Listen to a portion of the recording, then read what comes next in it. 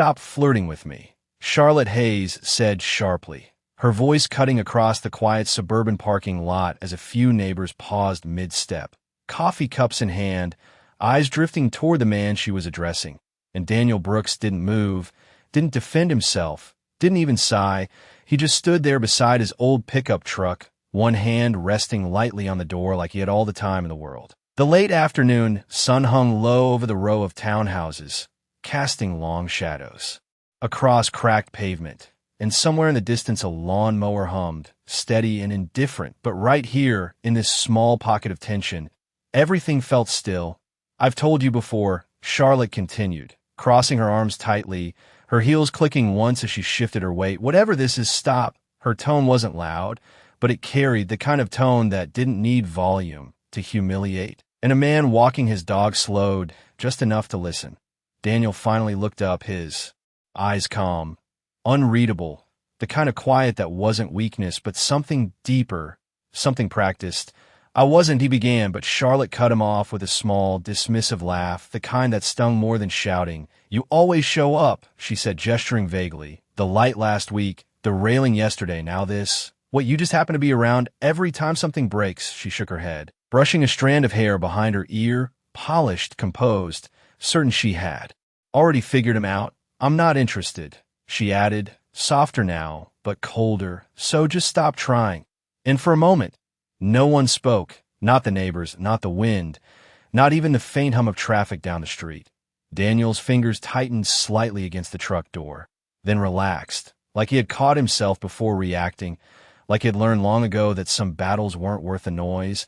"I'm not trying anything," he said quietly, his voice low but steady, and there was something about the way he said it that didn't push back, didn't argue, just existed, like a fact no one had bothered to notice. Charlotte exhaled sharply through her nose, clearly unconvinced, already turning away as if the conversation was beneath her, as if he was. And as she stepped toward her front door, the sunlight catching the sharp lines of her tailored blazer, Daniel glanced briefly toward the second-floor window of her townhouse, where a curtain shifted just slightly, then back to Charlotte, then down at the small toolbox resting in the bed of his truck. And he said nothing more, because sometimes silence wasn't surrender, it was restraint, and sometimes the strongest thing a man could do was carry a truth no one else was ready to hear. The next morning arrived quietly, the kind of soft gray light that slipped through blinds and settled gently on worn wooden floors, and Daniel Brooks was already awake before the sun had fully risen, standing in his small kitchen with a chipped mug of coffee, warming his hands while the house around him remained still. From down the hallway came the faint creak of a door, followed by the slow, careful footsteps of his daughter, Lily, her oversized sweater hanging off one shoulder as she rubbed sleep from her eyes. "Did you fix it?" she asked softly, her voice still caught between dreaming and waking, and Daniel turned, offering a small nod. "The railing is steady now," he said, keeping his tone light. "No more wobbling." Lily smiled, the kind of quiet smile that carried trust without question, and she padded over to the table, climbing into her chair as the morning settled into its familiar rhythm. Outside, the neighborhood stirred to life, car engines turning over, garage doors lifting, the distant bark of a dog echoing down the street. But across the narrow strip of lawn that separated their home from Charlotte Hayes' townhouse, the curtains remained drawn, still and closed, like a boundary no one was meant to cross. Daniel moved through his routine with the same steady precision he brought to everything, packing Lily's lunch, checking the weather on his old phone, tying her shoes with a practiced ease that spoke of years spent doing it alone. And when they stepped outside, the cool morning air carried the scent of damp grass and asphalt, the kind of scent that clung to early hours before the heat of the day burned it away. "Are we going to see her today?" Lily asked suddenly, glancing toward Charlotte's house, her voice hopeful in a way that made Daniel pause for just a fraction of a second. "Maybe," he replied carefully, not promising, not denying, just leaving space, because children believed in connections adults often shut down. As they walked toward the sidewalk, a neighbor across the street gave a polite nod, but there was something different in the way his eyes lingered, a flicker of curiosity, maybe even judgment, as if yesterday's moment had already taken root and begun to spread, quiet but persistent. Daniel noticed, of course he did, but he did not react. He simply opened the passenger door of his truck for Lily, waited until she was buckled in, then closed it gently, the sound soft but final. And as he walked around to the driver's side, his gaze lifted once more toward Charlotte's second-floor window.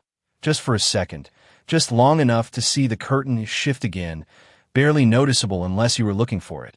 Inside, unseen, Charlotte stood with her arms crossed, watching, her expression unreadable, her thoughts louder than she would admit, replaying the moment from yesterday, the calm in his voice, the absence of apology, the way he had not chased her reaction or tried to correct her assumption, and something about that unsettled her more than if he had argued back, because confidence without explanation felt like a kind of truth she could not easily dismiss. Daniel started the engine, the low rumble filling the quiet street, and as he pulled away, Lily turned in her seat, waving absent-mindedly toward the townhouse, a small, innocent gesture that went unanswered, but the curtain shifted again, just slightly, as if someone inside was watching longer than they meant to. And, in that small, almost invisible moment, something began to change, not loudly, not clearly, but enough to suggest that silence, when held long enough, could start to speak louder than words. By mid-afternoon, the neighborhood had settled into that familiar rhythm of distant traffic and quiet routines, and Daniel Brooks was on his knees beside a rusted mailbox at the edge of his yard, tightening a loose hinge with slow, deliberate movements, the kind that came from habit more than effort, while a soft breeze carried the faint scent of cut grass and sun-warmed concrete across the narrow strip of lawn. Charlotte Hayes stepped out of her townhouse. Phone pressed her ear, her voice, low but sharp. "I already reviewed the contract. Send the revised version by 5, she said, pacing once before stopping near the walkway, her posture straight, controlled, every inch of her composed, but her eyes flickered briefly toward Daniel, just for a second, before she turned away again, as if the glance itself had been a mistake.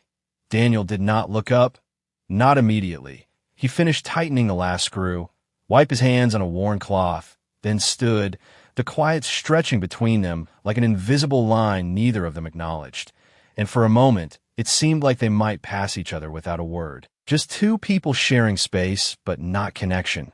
"You do not have to keep doing that," Charlotte said suddenly, ending her call and lowering her phone, her tone firm but not raised.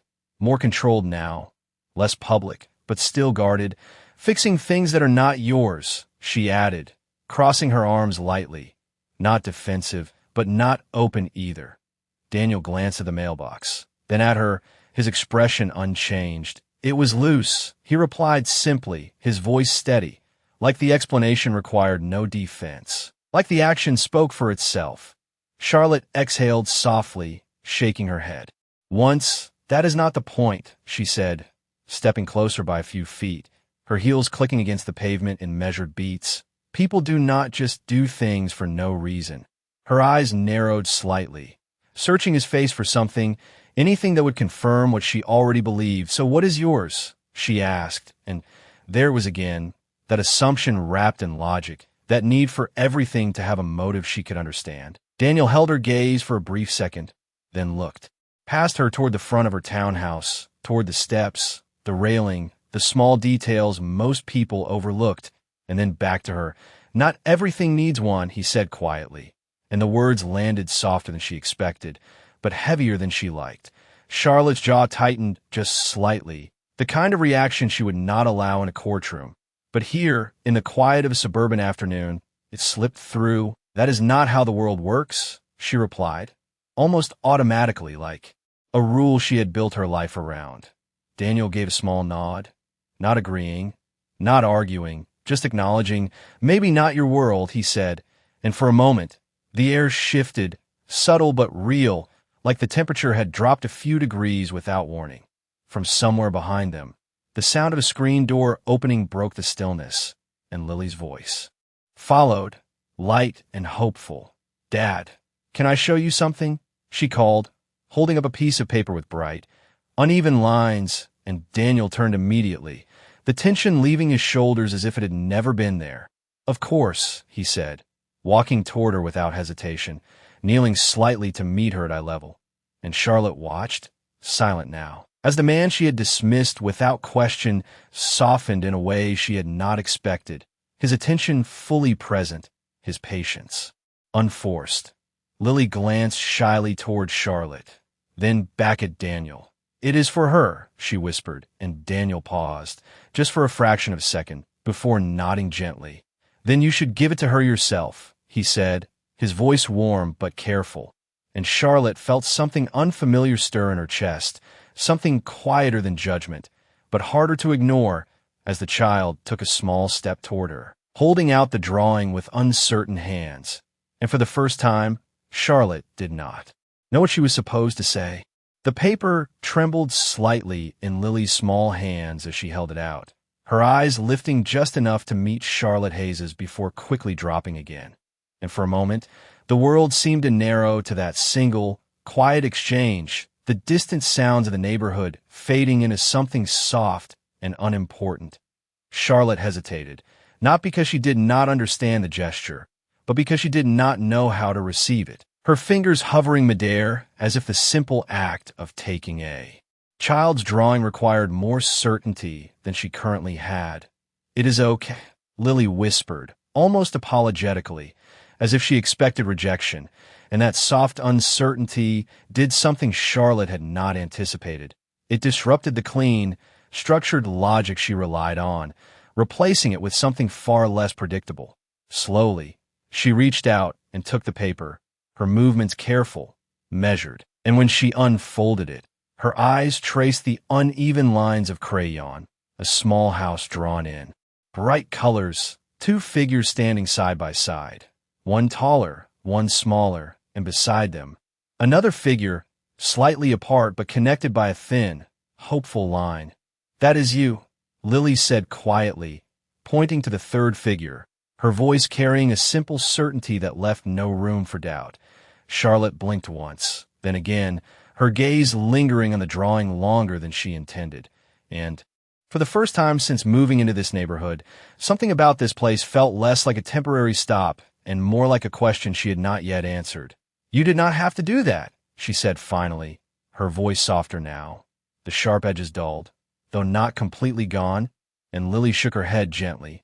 "I wanted to," she replied, the honesty in her tone unguarded, uncomplicated, and Daniel, standing just a few feet away, said nothing, his presence steady but unobtrusive, allowing the moment to unfold without interference. Charlotte folded the paper carefully, more carefully than she had unfolded it, and held it in her hand as if it carried more weight than it should. "Thank you," she added, the words unfamiliar on her tongue in this context, not part of the negotiation, not tied to an expectation, just spoken because they felt necessary. Lily smiled, a small, quiet smile, then stepped back toward Daniel, her role in the moment complete, and as she moved, Charlotte's eyes lifted to meet Daniel's again. But this time, there was something different there, not acceptance, not yet, but a pause, a hesitation where certainty used to be. "You really believe that," Charlotte said after a moment, her voice lower, almost reflective, "that people just do things without a reason?"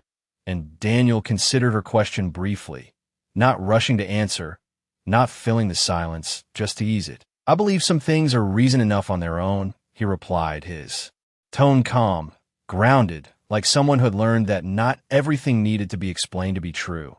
Charlotte looked down at the folded drawing in her hand, her fingers tightening slightly around it as if testing its reality, and then she nodded once, a small, almost imperceptible gesture, before stepping back toward her front door, but this time she did not turn away as quickly, did not dismiss the moment as easily. And as she reached for the handle, she paused, just for a second, glancing back over her shoulder at Daniel and Lily standing together in the fading afternoon light, and something in that image lingered longer than she expected, quiet, unresolved, but impossible to ignore.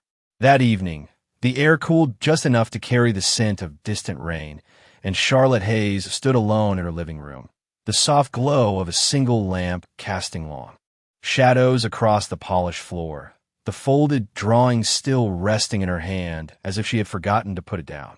She turned it over slowly, her fingers tracing the edges, the uneven creases where a child's careful effort had tried to keep it neat, and for reasons she could not fully explain, she walked to the kitchen counter and placed it there instead of throwing it away, instead of dismissing it like she would have any other unnecessary thing.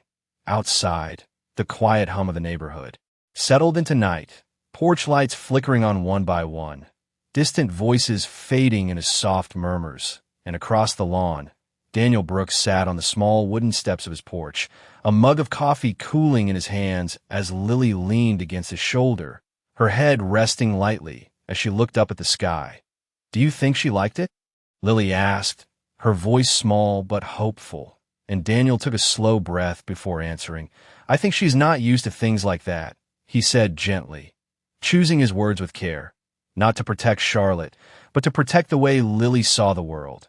Lily nodded as if that made perfect sense, her trust in people still unbroken, still simple, and she shifted slightly. "She looks sad sometimes," she added quietly, and Daniel's gaze drifted toward Charlotte's window, where the curtain now hung. Still, no movement, no sign of the person inside. "Some people carry things you cannot see," he replied, his voice calm. Not heavy, just honest. The night deepened, the kind of stillness that wrapped around everything and softened the edges of the day. And inside her home, Charlotte leaned against the counter, her arms folded loosely now, her eyes fixed on the drawing as if it held an answer she had not yet found. And in the quiet, her mind returned to the small details she had overlooked. Before, the way Daniel never argued, the way he stepped back instead of forward, the way his presence felt steady rather than intrusive, and it unsettled her. Not because it threatened her, but because it did not fit the pattern she trusted. Her phone buzzed on the counter, the sharp vibration breaking the silence, and she picked it up quickly, grateful for the distraction. "Charlotte, we need your final approval on the case file," a voice said. On the other end, firm, efficient, familiar, and she straightened slightly, slipping back into the version of herself that made sense. "Send it over," she replied, her tone precise, controlled. "I will review it tonight." And as she spoke, her eyes shifted away from the drawing, but not entirely, not completely. Across the yard, Daniel stood, guiding Lily inside with a gentle hand on her shoulder, the porch light casting a warm glow behind them. And for a brief moment, Charlotte glanced toward the window, just long enough to see the silhouette of a father bending slightly to listen to his daughter, fully present, fully patient, and something in that image stayed with her even after she turned away, even after she told herself it did not matter. Later, as the night settled into a deeper quiet, Charlotte returned to the kitchen, the house still, the world outside reduced to faint sounds and distant lights. And she picked up the drawing again, unfolding it carefully, her eyes tracing the three figures once more, the simple line connecting them. And for the first time, she did not question why she was there. She questioned why she had assumed she should not be, and in that quiet realization, something small but undeniable began to shift. Not enough to change everything. Not yet, but enough to make her pause before closing the distance again. The next day unfolded under a pale sky, the kind that hinted at rain but held back just enough to keep the air heavy and expectant, and Charlotte Hayes stepped out of her townhouse earlier than usual, her movements precise, but her mind elsewhere, the folded drawing now tucked carefully inside her leather bag like something she was not ready to explain. As she walked toward her car, her heels striking the pavement in steady rhythm, she paused when she noticed Daniel Brooks already outside, crouched beside the base of a street lamp near the edge of the property. A small toolkit open beside him, his focus entirely on the loose wiring panel, as if the rest of the world did not exist. "You are not hired for that," Charlotte said, her voice measured, not sharp this time, but still guarded, and Daniel glanced up briefly, meeting her eyes before returning to his work. "It flickers at night," he replied simply, tightening a screw with careful precision. "Kids walk through." Here, his tone was not defensive, not persuasive, just factual, like the explanation did not require approval. Charlotte hesitated, her grip tightening slightly on her car keys. "That is maintenance's responsibility," she said, though the words lacked the certainty they usually carried, and Daniel nodded once. "They will get to it," he said, then added quietly, "Eventually." And there was no accusation in his voice, just an understanding of how things worked, or did not. For a moment, neither of them spoke, the faint rustle of leaves overhead filling the space between them. And Charlotte found herself watching the way he worked, steady hands, unhurried movements, the kind of quiet competence that did not announce itself but did not need to either. "You do this a lot," she said after a pause, more observation than question, and Daniel leaned back slightly, wiping his hands on a cloth. "I notice things," he replied, his gaze drifting briefly toward the row of houses, then settling back on the panel. Loose wires, broken hinges, things people walk past. Charlotte frowned slightly, not in disapproval, but in thought. "And you fix them," she said, and he gave a small nod. "When I can," he answered. Charlotte looked down at the ground for a second, then back at him, something unspoken lingering at the edge of her expression. "That is not normal," she said finally, but the words sounded less like criticism and more like uncertainty, and Daniel's lips curved just slightly. "Not quite a smile?" "Maybe not," he said, then added, "but it is enough," and the simplicity of that answer settled heavier than she expected. From the distance, the sound of a school bus approaching broke the moment, the low rumble growing louder as it turned onto the street. And Daniel stood, closing his toolbox with a soft click, his attention shifting immediately toward the sidewalk where Lily would soon appear. Charlotte followed his gaze instinctively, watching as the bus came to a stop, the doors opening with a hiss, and Lily stepped down, her backpack nearly half her size, her eyes scanning until they found Daniel, her face lighting up in a way that was immediate and unfiltered. And as she ran the last few steps toward him, Daniel knelt slightly, catching her in a brief, gentle hug before pulling back to listen to whatever she was already eager to say. Charlotte stood still, her car forgotten for a moment, as she watched the exchange, the ease of it, the quiet presence, the absence of anything forced, and something about it pressed against the assumption she had built so carefully, the ones that told her people always had motives, always had angles. Daniel glanced up once, just briefly, meeting her eyes across the space between them, and this time, there was no tension, no defense, just a quiet acknowledgement, and Charlotte felt it, that shift again, subtle but undeniable, like something inside her was being asked a question she had not prepared to answer. And for the first time, she did not look away immediately. The afternoon carried a different weight that day, heavier, like the air itself had something to say but had not yet found the words. And Charlotte Hayes stepped out of her car earlier than usual, her heels slowing as she approached her townhouse, her attention drawn not by habit, but by something she could not quite name. Across the yard, a small group of neighbors stood near the sidewalk, their voices low but pointed. The kind of quiet conversation that was not meant to be heard, but was not hidden either. And at the center of it stood Daniel Brooks, still composed, his hands resting loosely at his sides as if he had chosen not to interrupt. "I am just saying," one of the men muttered, shaking his head. "It is strange showing up everywhere, fixing things nobody asked for." Another woman nodded slightly, her expression uncertain but influenced. "People notice," she added, her tone softer but no less suggestive, and the words hung in the air like something already decided. Daniel did not respond immediately. He simply listened, his gaze steady but not confrontational, the kind of quiet that absorbed tension instead of returning it. And Charlotte felt something shift in her chest as she watched, something sharper than curiosity now, something closer to discomfort. "Maybe you should let maintenance handle it," the man continued, folding his arms, "or just keep to your own place." And there it was, not loud, not aggressive, but clear enough to draw a line. Daniel took a slow breath, his shoulders rising slightly before settling again. "I do keep to my place," he said calmly, his voice even, not defensive, not apologetic, just present. And for a moment, the group fell quiet, unsure how to respond to a man who refused to match their tone. Charlotte stepped closer without fully realizing it, her presence shifting the attention slightly, and one of the neighbors glanced at her, as if expecting agreement, as if she would confirm what they were suggesting, and for a brief second, the old instinct rose, the one that sorted people quickly, efficiently, into categories that made sense, but it faltered, interrupted by the memory of a folded drawing resting in her bag. "He fixed my railing," she said suddenly, her voice cutting through the low murmur, and the group turned toward her surprised, and she held their gaze, steady, composed, but different now. "It was loose," she added, the explanation simple, but the weight behind it unmistakable. The man frowned slightly.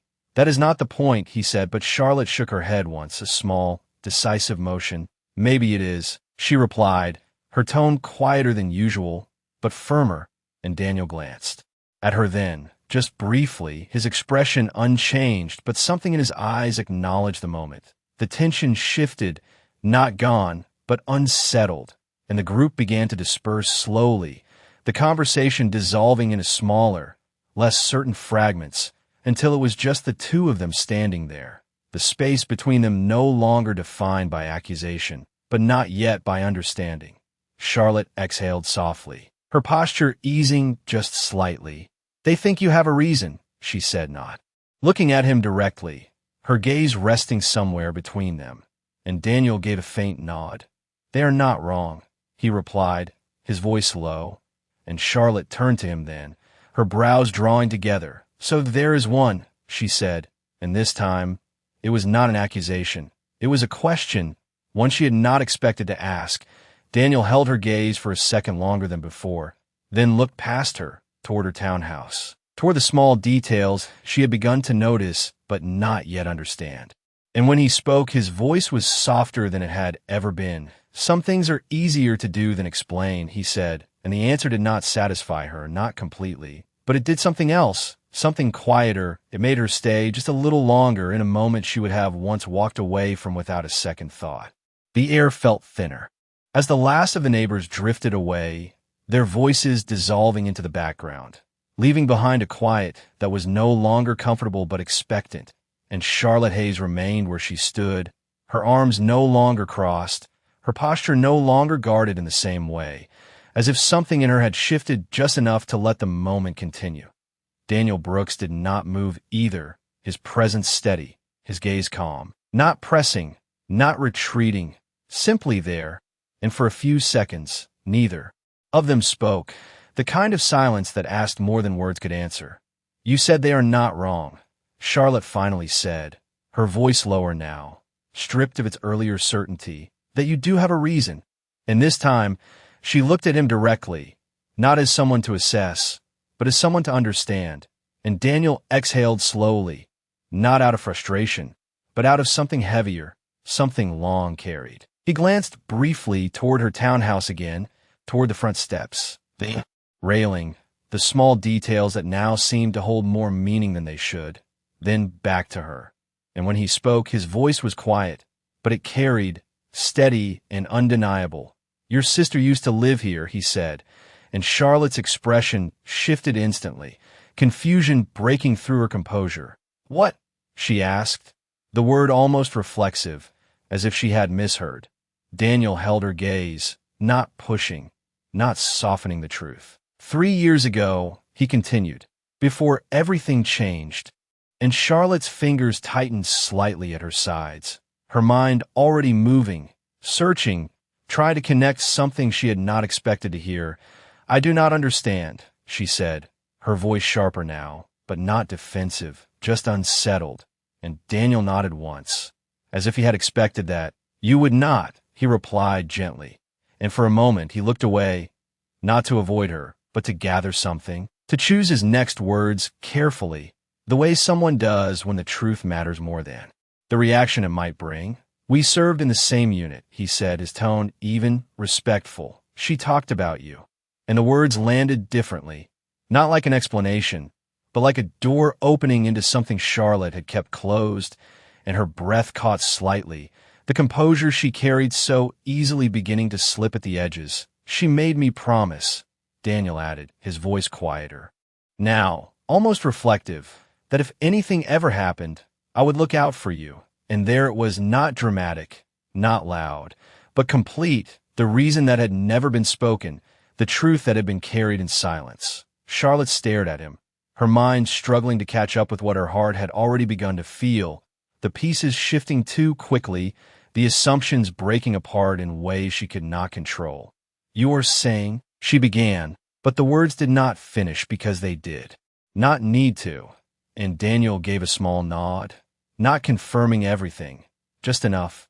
The space between them changed again, deeper this time, heavier, and the quiet that followed was no longer empty. It was full of everything she had misunderstood, everything she had dismissed, everything she had said without knowing. And for the first time since she had spoken those sharp words days ago, Charlotte Hayes had nothing left to say, because the truth had already said it for her, and it left her standing there, completely still, as the world around them seemed to fall into a silence she could not break.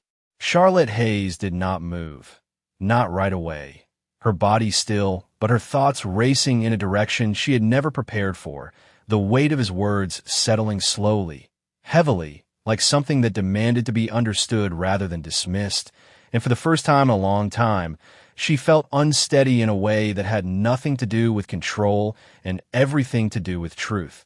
The late afternoon light stretched across the pavement, soft and golden, catching the edges of everything it touched.